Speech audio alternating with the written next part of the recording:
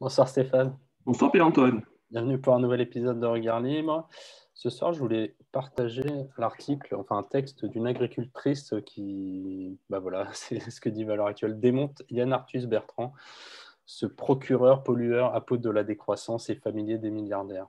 Donc, parce qu'il y a bientôt un reportage, je ne sais pas d'ailleurs s'il est diffusé, il a été diffusé le 26 janvier, oui, il a déjà été diffusé le 26 janvier dernier. Le dernier film de Yann Arthus Bertrand, Legacy, était diffusé sur M6, un document vraiment fait pour les gens qui ne s'intéressent pas trop à l'écologie, de l'aveu même du photographe militant, qui appelle à se battre contre le réchauffement climatique et la destruction de la planète. Il y adresse notamment une énième leçon de morale à l'humanité, en visant particulièrement une certaine agriculture qu'il juge inacceptable. Un discours qui a déclenché la colère de Claire Juillet, agricultrice en Saône-et-Loire, et elle lui a fait savoir dans l'hebdomadaire régional L'Agri. Alors, elle dit... Bon, son article est vraiment très bien. Attends, peut-être qu'on peut aller directement sur le site de l'ADEC. Je l'ai lu aussi et je trouve cet article venant d'une agricultrice absolument remarquable. Je salue cette dame. Voilà, c'est l'article en question. Donc, la presse unanime annonce avec enthousiasme la diffusion. Au vu de la bande-annonce, bien que je comprenne qu'il s'agit d'une mise en bouche destinée à appâter le spectateur, j'ai d'abord été prise de colère puis d'indignation. Depuis quand vous sentez-vous pousser des ailes de procureur? Qui vous permet, apôtre de la décroissance sur le tas, familier des milliardaires, utilisateurs compulsifs des moyens de locomotion les plus polluants, de donner des leçons au reste de l'humanité? Certes, personne n'est irréprochable, mais votre commentaire en voix off dans le petit teaser est un ramassis d'approximations qui viendra une fois de plus alimenter l'infime minorité agissante de ceux qui veulent la peau des agriculteurs en général et celle des éleveurs en particulier. Où avez-vous filmé les images terrifiantes de ces concentrations de bovins? Pas en France, bien sûr, mais le film ne le dit pas. Et je Je pense crois que qu'on si tu... donnera le lien. Oui, je le recommande et franchement, je recommande la lecture de ce texte qui est qui rééquilibre beaucoup de choses et donc qui est une saine colère mesurée, très polie et très bien écrite et qui montre bien que la réalité n'est pas du tout aussi simple que ces gens-là, que ce photographe vient, comme d'autres malheureusement, hein, peuvent bien le laisser penser. Il fait de très belles photos, Marcus Bertrand, c'est indiscutable. Mais il a une compréhension, mais il y en a d'autres. Hein. Nicolas Hulot, c'est du même acabit. Il a une compréhension du monde, de l'économie et de sa complexité qui est complètement insuffisante. Je suis très gentil encore. Euh, et, et qui ne comprend pas tous les arbitrages, la complexité des arbitrages qu'il y a à faire dans le monde qui est le nôtre. Je pense que je l'ai déjà dit, je vais prendre un exemple simple. Le problème de la décroissance et le problème de l'écologie, je crois que je l'ai déjà dit, mais je pense que c'est bien de revenir dessus. On comprendra, les gens de gauche et les écologistes comprendront l'écologie quand ils auront compris que c'est un problème d'arbitrage et c'est bien de vouloir protéger, de faire des belles photos, identifier des endroits qui sont magnifiques et qui peuvent être victimes de tout un tas de processus qui sont des pollutions ou d'autres choses. Ça peut être très, très compliqué, les causes qui font des paysages disparaissent. Je pense à la mer d'Aral, par exemple, dans les années 70-80, qui a disparu à cause essentiellement des soviétiques. Ouais. Et non pas du grand capital, tu vois. Donc, c'est pas si simple parfois. Et ces évolutions, ces impacts sont souvent le fruit de décisions très mal comprises, d'impacts extrêmement compliqués. La phrase de Bastia, il y a ce qu'on voit et ce qu'on ne voit pas surtout. Ouais. Et des équipes qui sont d'une complexité hallucinante et qui ne sont pas capables tous seuls de juger. Je ne cherche même pas à les abaisser. Ce n'est pas un Yann Arthus Bertrand qui est capable de comprendre l'ensemble du fonctionnement de la Terre, du marché, de l'écologie et de l'économie à lui tout seul. Si déjà il en comprenait les principes, ça serait déjà pas mal et il arrêterait peut-être de dire des bêtises. Il ne comprend pas la complexité du marché, il ne comprend pas la complexité des arbitrages. Je ne pense pas. Cette dame tente de lui attirer l'attention, mais c'est ça. C'est bien gentil de vouloir protéger la nature. Mais qu'est-ce qui est plus important? De nourrir les gens ou de protéger la nature? Ouais. Non, mais c'est l'éternel débat. C'est qu'on a l'impression que enfin, c'est pas le débat, mais on a l'impression, oui, que maintenant les écologistes deviennent anti-humains dans le sens où ils préfèrent s'occuper de la nature et de Gaïa, la Terre, la déesse mère, plutôt que de s'occuper du bien-être. C'est vrai. Et au décroissant, alors je ne sais pas quelle variété de décroissant ça s'appelle, hein, mais tu sais, il y en a certains, pour aller dans ton sens, qui trouvent qu'on est trop nombreux sur Terre ou qui posent cette question. Extinction Rébellion. Ouais. Enfin, ils ont tous des raisonnements un peu malthusiens. Oui, c'est malthusien, fondamentalement, c'est malthusien comme raisonnement. Moi, je pose toujours la question, mais messieurs, je vous en prie, si vous êtes aussi préoccupés, c'est une saine préoccupation quelque part. Mais je vous en prie, prenez une corde, une chambre, etc. et commencez par vous-même. Montrez l'exemple. Montrez l'exemple. Faites comme les Lénines. Courez, je vous en prie, la falaise est par là. Mais bizarrement, personne ne l'a fait.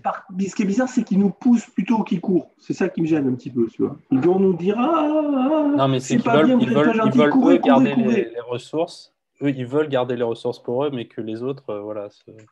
Je pense aussi, c'est un petit peu ce que je pense. Je sais pas si c'est conscient. Je pense pas que ça soit conscient, mais bon, j'en sais rien. Mais peut-être qu'inconsciemment, c'est ça. Si c'est pas conscient, si tu veux, ça relève de la bêtise quand même. Hein. Il faut quand même, tu veux, parce que c'est quand même une question qui vient très vite. C'est bien gentil de dire nous sommes trop nombreux, voilà, comme un peu le général, c'est trop nombreux. Ok, très bien, comme un cabri. D'accord, mais une fois que tu as dit ça, tu dis quoi? On commence par qui? Qui sera le premier? Tu sais, c'est jeter la première pierre. C'est un peu ça. Mais sérieusement, c'est tout de suite la question qui vient. Après, comment peut-on avoir un minimum de sérieux, vendre des telles thèses avec les telles conséquences que ça peut avoir sans oser se poser cette question-là? C'est les autres d'abord? Et pourquoi? Non, mais maintenant, le petit glissement qu'ils ont opéré sur ça pour contrer ta question, c'est de dire oui, mais nous, non, la vie est sacrée une fois qu'elle est là. Donc, c'est plutôt de faire en sorte que les gens n'aient pas d'enfants. Et donc, tu sais, on entend les tendances. Ah oui, mais c'est pas non, il ne faut pas faire d'enfants parce que ça détruit la planète. Mais c'est la même question, c'est qui commence pareil. En fait, c'est la même question, c'est qui commence. Qui commence? C'est pareil, hein? Que ça soit la prochaine génération ou la génération en cours, ou les vieux avec le Covid, ça ne change rien. Qui pourra oser dire qui doit commencer et à l'inverse, qui pourra oser dire que les autres doivent commencer sans montrer l'exemple? Ouais, il faudra regarder d'ailleurs dans tous ces gens qui a des enfants et de leur retourner, il faudrait faire un petit photomontage. Je pense que c'est la question de base morale que tous ces mouvements-là devraient se poser si c'était un peu sérieux. Et qu'on devrait leur poser et leur oui, bien sûr. envoyer à la face. Mais bien sûr, mais je vais même aller plus loin si tu veux. Moi, je suis toujours surpris dans ces mouvements-là, quels qu'ils soient malthusiens. Ça fait quoi? Ça fait 200 000 ans, 100 000 ans, 200 000 ans que l'on met sur Terre. On a végété pendant des générations et des générations, et effectivement, on a la chance que depuis 400 ans, on est en phase exponentielle, on se développe, etc. Bon, très bien. On a la chance d'être dans cette période-là. Manque de peau, ça tombe sur nous que la question arrive de se dire « Ah, mais peut-être qu'on est trop nombreux. » Est-ce si sûr? Est-ce que cette question-là, on ne se l'est pas toujours posée? Est-ce si sûr? Je répète, est-ce que cette question d'être trop nombreux, on ne se l'est pas toujours posée? Mais quand je dis de toujours, je dis bien de tout temps. Est-ce qu'on ne s'est pas posé cette question-là? Et est-ce que les gens ont trouvé quoi comme réponse? Le fait qu'on soit là encore aujourd'hui, 100 000 ans après, montre bien que la réponse n'était pas celle-là. Oui, c'est qu'il faudrait aussi dire c'est à partir de combien qu'on est trop nombreux et pourquoi on serait Mais on ne peut pas le faire, c'est pas possible. La réponse, et c'est là où tu te dis, les Yann Arthus Bertrand ne comprennent pas cette question d'arbitrage. Comment ça se règle ça? C'est très simple. C'est les gens au quotidien, en fonction de leur environnement, si on commence à être vraiment trop nombreux, ils vont le voir, ils vont voir à leur niveau qu'ils ont moins à bouffer, que c'est difficile, ils vont forcément se mettre en restriction par eux-mêmes, ils vont passer en mode de survie par eux-mêmes. Et le fait qu'ils se mettent en mode de survie par eux-mêmes, ça va amoindrir le choc. Ça ne réglera peut-être pas tout. Et peut-être qu'il y a une famine qui va passer par là. D'accord. Mais les gens vont spontanément se mettre en restriction par eux-mêmes. Il n'y a pas besoin de leur demander. Bah, c'est ce qu'on voit avec, avec toutes les mesures là, de restriction du Covid. Mhm. On a vu qu'en France, au mois de décembre, enfin le novembre-décembre, il y a eu une baisse de 30% de la natalité. Ben voilà. Voilà, on peut en penser ce qu'on Voilà. veut. Non, Je non, trouve mais ça très voilà, dommage. Mais c'est dommage. effectivement, Enfin, je je dis te pas que remercie. mais c'est qu'on voit qu'il y a Tout des à fait. mécanismes qui se mettent en place où les Bien gens, sûr. quand ils sentent que c'est risqué, que ça devient dangereux, Mais bien sûr. il y a moins de. Voilà, Mais ça se fait. Mais c'est tout le problème de ces gigolos écolos. Ça va se faire tout seul. Les gens ne sont pas si cons et surtout, ils regardent leur environnement. On ne va pas continuer à vivre en dessus. Enfin, tout le monde, en tout cas, ne va pas continuer à vivre au-dessus de ses moyens, ad vitam aeternam, sans que la chose se règle à un moment ou à un autre. Parce qu'il y aura moins à bouffer. Tout un tas de facteurs font que ça Après, va se régler.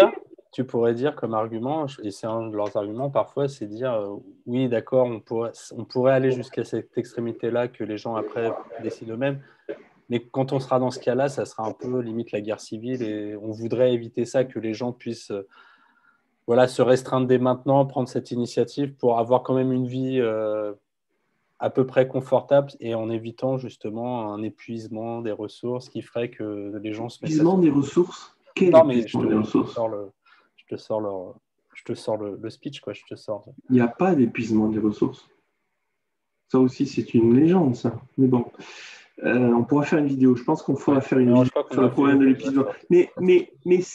sur. Mais on retombe sur les lemmings, si tu veux. C'est bien gentil, ah, soyons machin, peace and love, machin. Mais très bien, ok, si c'est votre avis, montrez l'exemple.